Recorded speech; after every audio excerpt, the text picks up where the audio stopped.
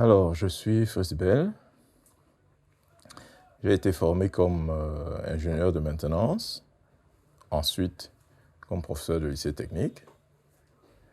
Et je suis, disons, écrivain par sensibilité.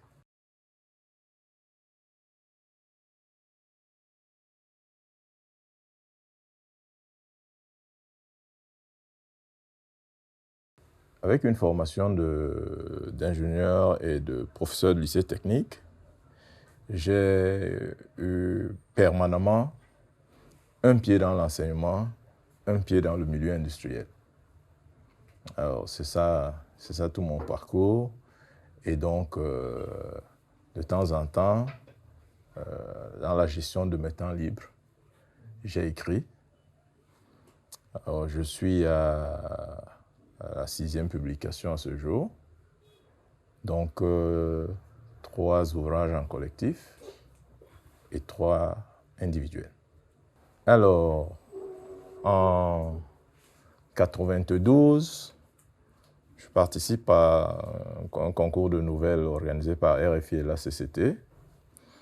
Et je suis finaliste avec la leçon de géographie, qui est un texte consacré à l'école et à l'enfant. Alors, ce texte est publié en 1994 dans le recueil lié à ce concours, qui est intitulé « Les coupons de Magali » par les éditions Sepia en France. Alors, à travers cette publication, donc, j'ai été consulté pour que le même texte soit publié en 2000 dans le cadre de l'enseignement du français au Canada, aux éditions RPI. Et puis, 3 ans plus tard,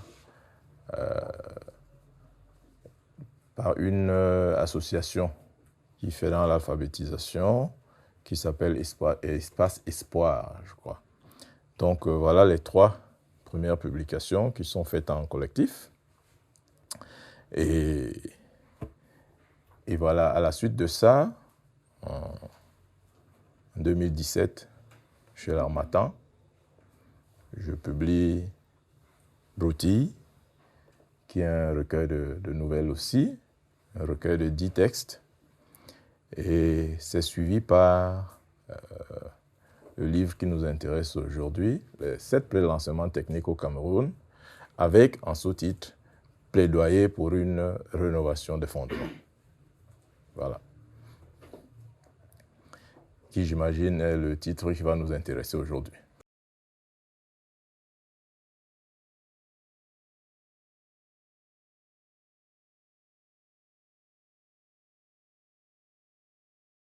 Alors, c'est-à-dire que nous nous occupons de nous assurer que les machines et équipements qui aident à la production soient permanemment en bon état de fonctionnement, pour faire simple.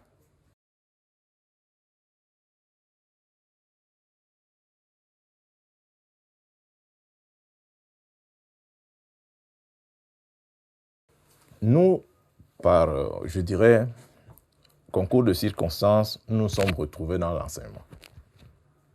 Dans le cadre des lycées d'enseignement technique, donc appelés à former les porteurs de développement en réalité, parce que nous pensons que ce n'est pas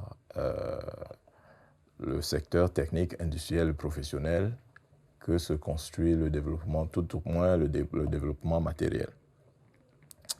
Donc, nous savons ce dont le milieu industriel a besoin parce que nous y sommes en permanence et nous devons former des techniciens de différents niveaux qui doivent rentrer dans cet espace de travail-là. Nous nous rendons donc compte assez rapidement de nombreuses insuffisances qui empêchent d'offrir au Cameroun des techniciens de qualité. directement, ça nous impose la nécessité de dire aux décideurs et de dire aux Camerounais qu'il y a des choses à faire pour améliorer le système éducatif en général et l'enseignement technique en particulier.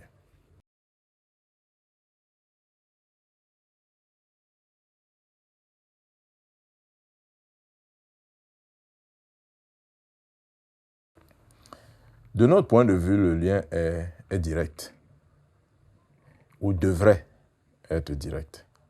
C'est-à-dire que l'utilisateur, le milieu professionnel, sait exactement de quoi il a besoin pour faire grandir l'entreprise.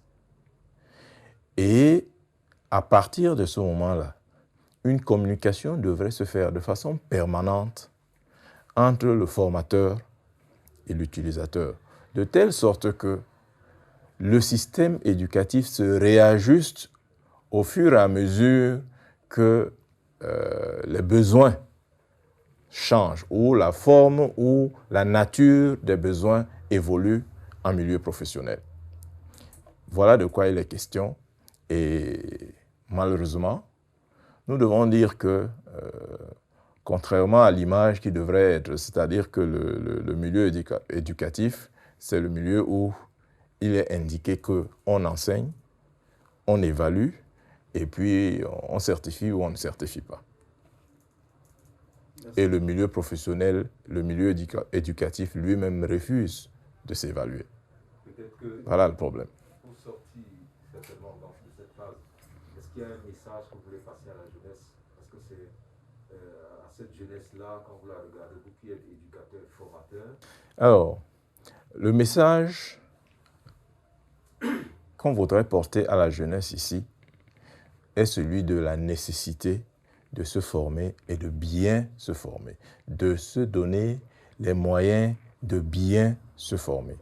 C'est-à-dire, nous ou nos aînés sont passés par une phase où le diplôme était une garantie, en quelque sorte, d'un quotidien confortable.